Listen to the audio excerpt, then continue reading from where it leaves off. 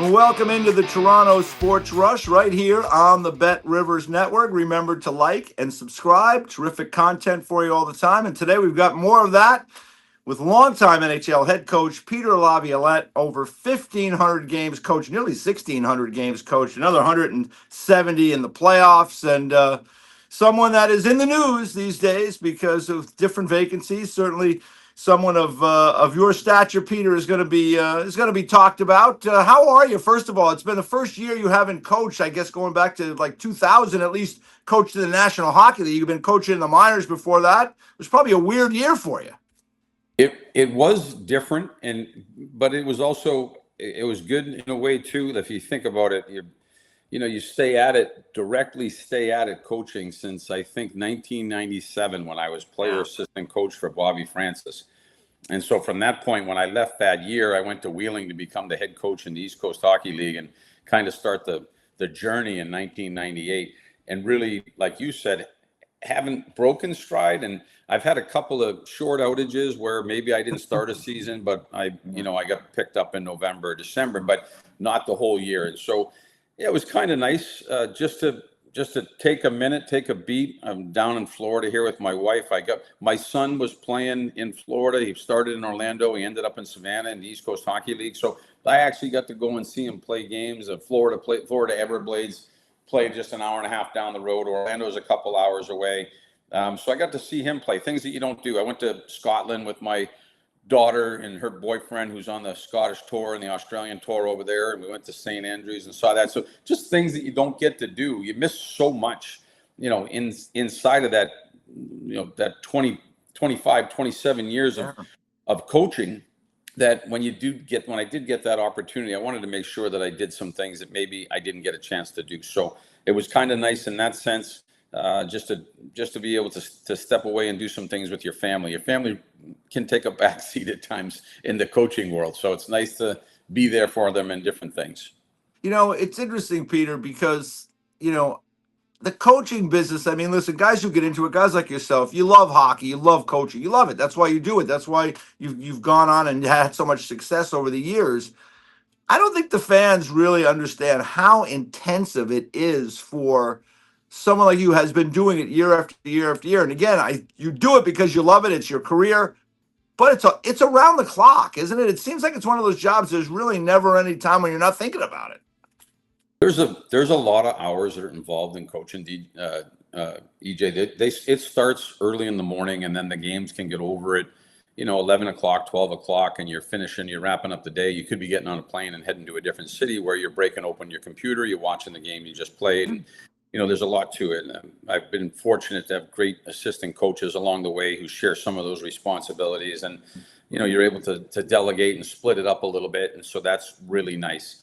I think the thing that I got to give my wife a ton of credit, because she's come with me on every move. When just starting back when I was in Providence, and I met her into Wheeling, and then up to Providence, and then to Boston as an assistant, and then the NHL jobs and USA Hockey, going over to Europe. Like, she's been there every step of the way. And the reason why I say it is because there's a lot that goes into coaching with regard to your family. Like, I have 3 kids, and my 3 kids play sports, and they have to get into schools, and they have to get their homework done, and they have parties and events as kids that they have to go to. And my wife was flying a little bit single-handedly at times, and she just done an amazing job of just really raising the family and moving them along. I'm there whenever I can be, but as you know, if you put in those hours, it's a lot of work. So I don't think I would have been able to do it for the longevity and still had a marriage if it wasn't for my wife and her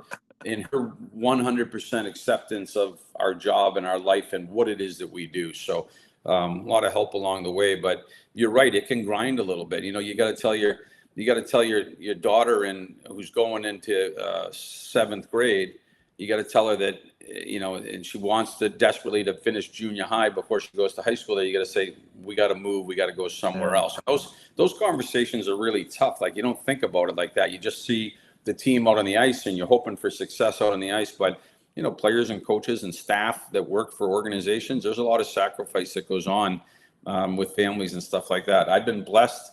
Great wife, great family. They completely get it. They completely understand it. They made the moves, and like you said, it ends up being a lot of games in a lot of different places. But I also think too, EJ, that your kids become well-rounded. They meet a lot of people. They have friends all over Yep. the world, and they can go to different cities wherever it might be, and they've got some friends there. And that I think it adds a layer to them and socially being able to adapt as well. So definitely some challenges, inside of it from a family standpoint, but I've enjoyed every minute of it. My family's been there with me the whole time, the whole way. Yeah, well, it's a team effort in life, I guess, as they say. And you've had so much success winning a Stanley Cup in Carolina in 2006. You took two other franchises to the Cup final, Philadelphia in 2010, Nashville in I guess it was 2017. So, hey, that's a lot of success. So that's why when now you're out, you've been looking around. I mean, there's jobs that are available. I'm sure.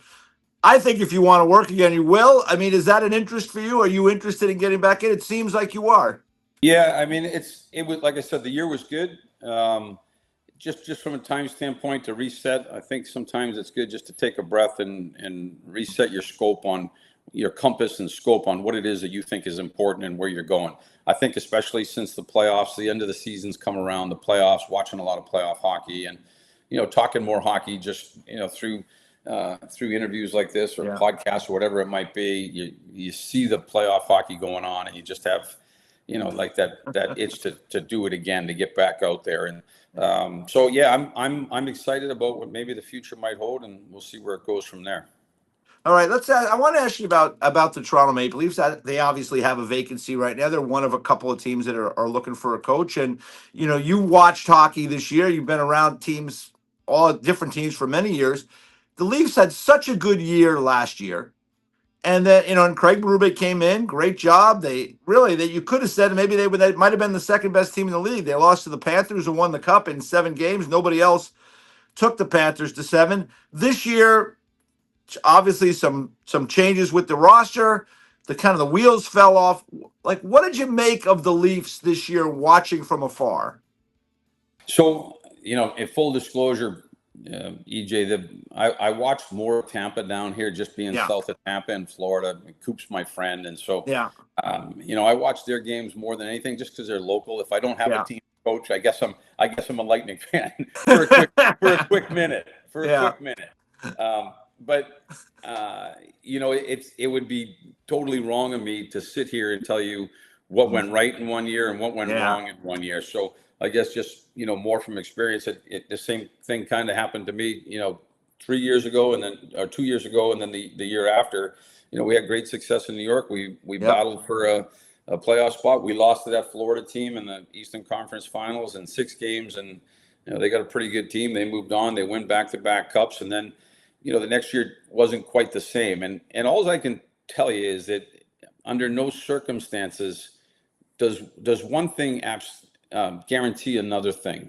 A successful year and a successful run in the playoffs doesn't even guarantee that you'll make the playoffs the next year, or that you'll have that long run, or that what people expect, I think, is that you're going to go 2 steps further. Obviously, that's the goal, but that doesn't always happen. And Florida's another example. They got whacked with some injuries this year. They're back to back, and now they're out of the mix. And they'll be back. They have a good team and a great organization. And it seems that they'll probably push their way back in. The President's Trophy, you see Colorado and the year that they had, and Jared Bednar's done a great job of putting that team together for year after year after year. They're one of the top scoring, most highest points percentage from the time he's been there. They're probably number 1 in points percentage. And it doesn't guarantee that everybody was saying possibly, right? It could be possibly Colorado, Carolina in the finals. It's just looking that way as they go through the first round, they go through the second round. But, one thing doesn't guarantee the next, and you have to actually play the season and get into the playoffs. You have to get out of the first round yourselves. You have to beat a team like Vegas in the conference finals. And if you were able to do those things, you get back and play for the cup again. And so one thing doesn't guarantee another, I can tell you that. So for me to even try and tell you what went on in Toronto or the things that were great one year or the things that maybe were off, I don't think that would be fair of me to do that. But certainly they've got good pieces in place. They get a pretty good pick in the lottery this year, so there's another piece coming to them. I think they've got good depth. It's a great city. It's a great market, and Lots to be excited about. It just didn't happen this year. It's funny because we hear so much talk about, Toronto players having maybe trouble dealing with the pressure, the media, coaches having, I remember talking to Paul Maurice, who coached with Toronto, and he said, it's a lot all the time. You've coached in a lot of different places. I mean, would you be excited about, like, is that a negative at all, or is that a positive? I think the opportunity to maybe win in Toronto is still one of those great opportunities in sports. Yeah, I mean, you're 100% right about that. I mean, if you think about it, Toronto's, you first of all, you move it up into Canada and it becomes a different level. And I understand that the pressure to be successful and the fan bases, which are awesome. You see the enthusiasm that they have for their teams. I think that's great. And so I do think that job, the jobs in the Canadian markets, Toronto, they're appealing because they're the jobs that I think kind of set the tone for the league. They're the high profile jobs, and you think of teams like that and you think of the Dallas Cowboys, and so it's got that mindset in hockey. And there's great opportunity to coach up in there. I've never gotten the chance to do it so far, but I know the fan bases are fantastic. I remember we played Edmonton in the finals. I mean, what a fan base that was. It was crazy.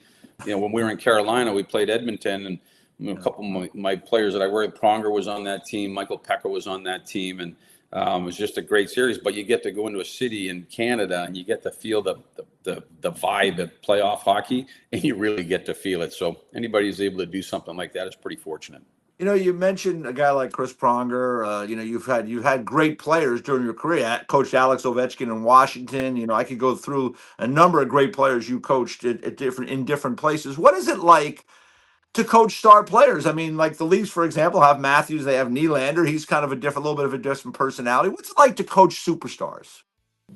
At the end of the day, inside of the room, everybody understands the level that they are with their game. But at the end of the day, people are people. And I find that people want to be successful. And part of the job as a head coach is trying to steer them down a road where they and the team can be successful. So I think there's less of that, inside of the room. I think everybody's aware of, who star players are and what they do. But at the end of the day, they're people too. They want to be successful. They have gifts, and if they can put those gifts to work inside of a team concept, and you can build that team, and that's when it becomes a successful group. But I find that people usually are just people. You're right. I worked with Ovi. Ovi's the greatest goal scorer of all time, right? Yeah. Just a great guy. I mean, he's a fantastic person. And when he's in my office and we're chatting about something, or if I sit with him on the plane, you don't think about, that he obviously is. I know that. But he's just a good person. And so the relationships are more built like that. Peter, how has it changed coaching in the National Hockey League from when you started with the Islanders? Because obviously, again, you coached in the minors, you had that run up to coach in the NHL. But I remember you got that first job with the Islanders. You had, if memory serves me right, you had a really terrific first year with the Islanders, and they had been a struggling franchise, and They really got going. How is it different? How was it different then? No salary cap. Kind of a different era, some, older group of players going out, new players coming in, as opposed to now where it's, a salary cap world. There's 32 teams now. It seems like there's more younger players than ever before. What's the difference? I think it's the evolution of everything, to be honest with you, the evolution of the player, the way the kids train now. They come into camp and they have their own sleep doctors, they have their own trainers, they have their own skill coaches, and so they have their own nutritionists, and they do all these things at a young age, and they start to take care of their bodies and train their bodies and work at their game, and they're just coming in, I think, at a different level. I think the game has probably evolved with speed as well, and that skill shows to me from the skills coaches and the development programs for Canada and the US and Sweden, and developing kids at a young age. I think all of that shows now as well. You see the technology available that just wasn't available. I think I had to figure out my first years how to go tape to tape. If I wanted to do something and show the team, I had to figure out VHS tape to VHS tape, and it was really difficult. And so now it's really quick. We have 2 or 3 video coaches in an office, and you ask for something, and these guys are so good.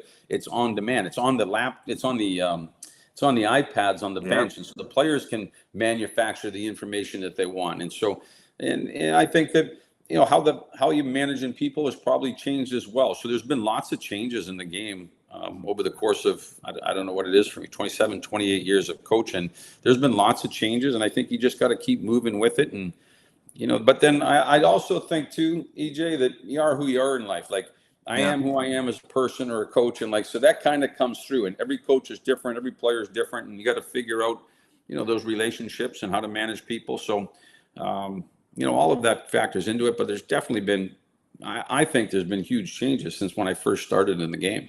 Yeah, no question about it. I mean, but that's life. There's been huge change when you just think about society in that time. What do you like the iPads on the bench for the players? I mean, I see how they'll be looking at it. I mean, sometimes I think, well, that's good. They can see. Other times, I don't know if it's a distraction with the game going on. What do you think about it?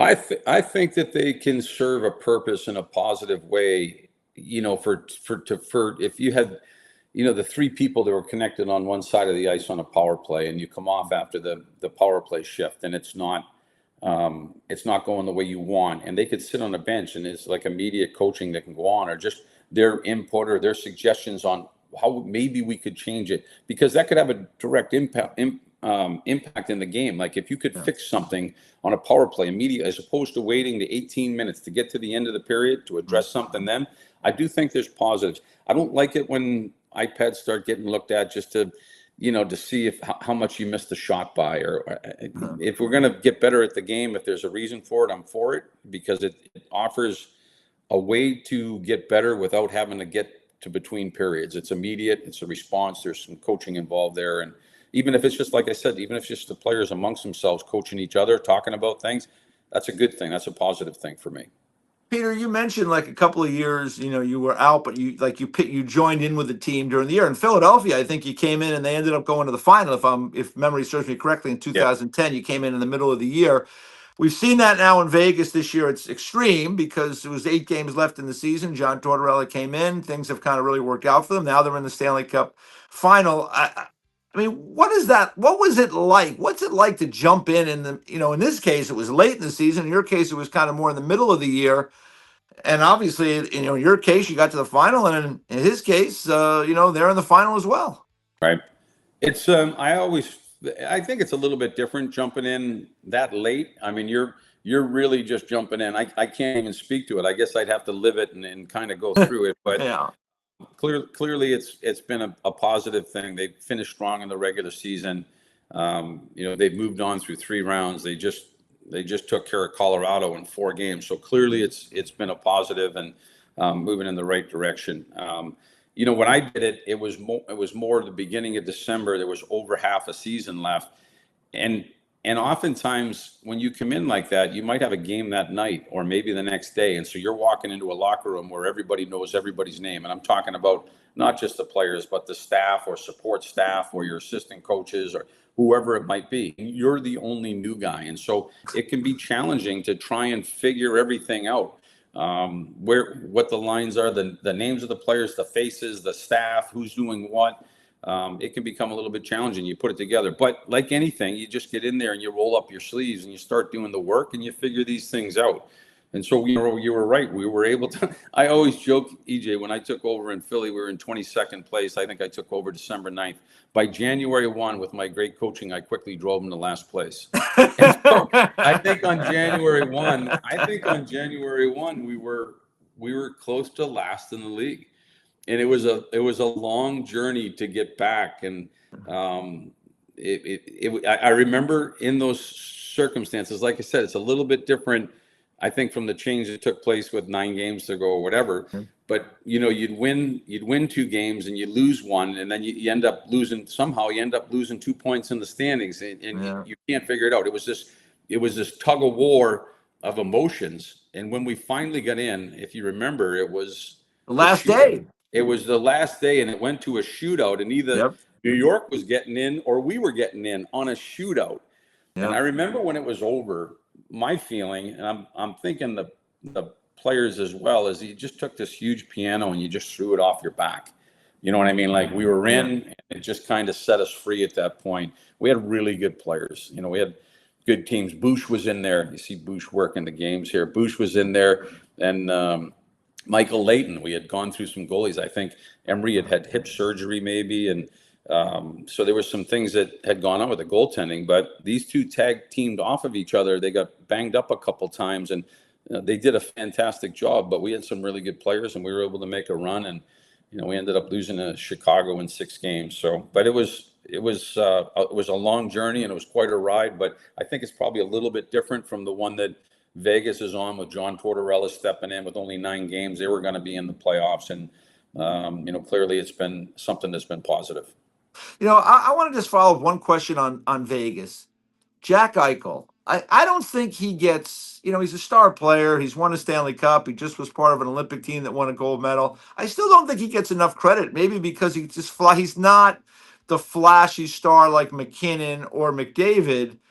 You're a coach. You break down tape. You've seen this guy's evolution since he came into the league with Buffalo and now with Vegas. So, give me your thoughts on Jack Eichel as a player. I just think he's just a terrific two-way player that helps you win. I think he is a good two-way player, but his offense, I think, is incredible. Like his speed in which he can attack, his shot, his vision. Like he brings a pretty big package. And you're right, it probably does fly under the radar a little bit when you have guys that you're talking about like Connor McDavid or McKinnon or Kucherov. And I coached Panarin, and he had 120 points, and these guys blow it up there. Maybe it has been a little bit under the radar. Maybe it's because he's now, in these last few years, he's in the spotlight just a little bit more because he's with Vegas. They won a cup, and now they're back. They're higher in the league, and so maybe it's starting to get more recognition, but certainly well deserved based on the way he plays the game and what he's able to contribute at both ends of the ice. But from an offensive standpoint, I do think he's a real top weapon in the league. Yeah, I'm kind of just blown away by him in big games, how he's able to really make a difference. And his teammate there, again, for the Leaf fans watching, Mitch Marner's gone out there. He's played very, very well. I don't think there was ever any discussion or argument about how Mitch Marner is a star player. I mean, this guy is a really, really talented player. I think the biggest thing now, Peter, is that when you've got a Theodore back there, a Hannafin back there, an Anderson back there on defense, those guys are moving the puck up the ice. You're supported by like an Eichel, and now they've got Carlson back. They've got Hurdle. Like, I just think he's just way better supported in Vegas, and that's why that in these big moments, he's performing better. Yeah, there's no question about that. You're right. I mean, Vegas, there's a lot to like about Vegas's defense, right? The personnel, the size of it, the way they move the puck, the way that they defend. The years that we were able to move teams and get them into the opportunity to play for a cup or to win a cup, personally, there was always like a block of defensemen. It's not to talk about the number 6 or the number 7, but I'll give you, for instance, when we were in Nashville, it was Yossi, it was Ekholm, it was Ryan Ellis, and it was PK Subban. Like big, strong. Even though Ellie wasn't that big, he used his body and he competed really hard on people. But they were able to position, win battles, and move pucks and generate offense as well. So you were taking care of defense, but you were moving the puck up to the forwards' hands quickly, but yet they were also able to add to the offense. Like Ekholm can add, Yossi certainly can add. PK with his shot and the way he moves the game was able to add. Nelly did it in his own way as well. And so there's good players. In Philadelphia, it was Matty Carl and Pronger were together, and Kimmo Timonen and Braden Coburn were together. But they were big, strong defensemen who could make a good first pass. They defended well, but they could make a good first pass, get the puck up the ice, and get it going in the other direction. So, no question, but they just went through. They just end up going, through Colorado as well, and I like their defense as well. So yeah. Well, that's the thing. McCarr getting hurt in those 2 games, right? Like, you could see like, these are the little things, right, Peter? And as a coach, you have to deal with this. You could see McKinnon not getting that puck where he's used to getting it in the neutral zone. He gets a little ruffled, and like, these are things as a coach you're dealing with on the bench in real time. That's not easy. Yeah. So there's no question. You could give it the coach speak, and maybe I'll use it again someday, EJ. But you know what? Somebody else has got to step up. Well, there's no Cale McCarr down in the AHL right now for Colorado. Maybe there will be someday, but there's just him. And if he's not at 100%, it factors into the game. And there's no question that it is that long war and that long battle, and you have to your team has to have the good fortune of staying healthy. I truly believe that good fortune plays into that. You know, when we were in Nashville, we were playing Pittsburgh, and up front, I remember we lost. It was Ryan Johansson and Kevin. Yep. So 2 top 6 forwards. And so that's just tough to replace. And, you know, Colton Sissons, I think he's playing on maybe the 3rd line now for Vegas. He's a guy for me that can move up and down. So I think he was playing with Dowd a little bit. Now he might be playing 3rd line. But, you know, I coached Sissons, and, you know, when we had somebody go out, we moved Colton Sissons up to the top line. And he was able to get in there and play his game and help contribute. So, but when you lose players like that, it's a hit to your offense. It's a hit to your power play. It's a hit to the depth of your forwards. And while, you need players to come in and step up, sometimes those players are pretty tough to replace. Yeah, no question. A guy like Makar, I think he's irreplaceable, as maybe a handful of guys. Absolutely. Last thing I'll hit you on, Peter. I know, I mean, you got ties to Carolina. You led them to that cup in 06. Your captain was Roddy Brindamore. He's the coach now in Carolina. They've been knocking at the door for a while. Looks like they're knocking loud this year. 1 win away from the final. Let's just say they get that win. They go and play Vegas in the Stanley Cup final. What do you make of that matchup? I'm intrigued by that matchup if that is what we get. How are you intrigued? Like, what's on your mind? You tell me, because I have my opinions about Carolina. So go ahead. Like, I just don't, like, for Carolina, will they be able to push Vegas out like they do a lot of teams with the speed game, the pressure game? Can Vegas handle the pressure? In game 1, when Carolina wasn't as sharp, Montreal was able to make decisions under pressure and create opportunities. Since then, they haven't been able to do that. Do you think Vegas will be able to play in that kind of game where everything is heated up and then still make good decisions and take advantage of sometimes Carolina does overpressure? So, you know, you're talking about, you know, if you win the cup, you probably have to play 24, 25, 26 games. Yeah. And so Carolina has been pretty consistent with their game. And inside of those 25 games, there's going to be a game where you probably want to throw it in the trash can.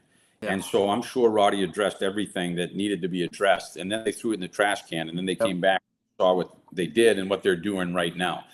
I've watched Carolina play, and I kind of likened it to, you know, that MMA fight, like when they get somebody on the ground and they just sit there and they smother you and they hit you in the side of the head and then they elbow you and then they just don't. And you have to almost get into this game with them.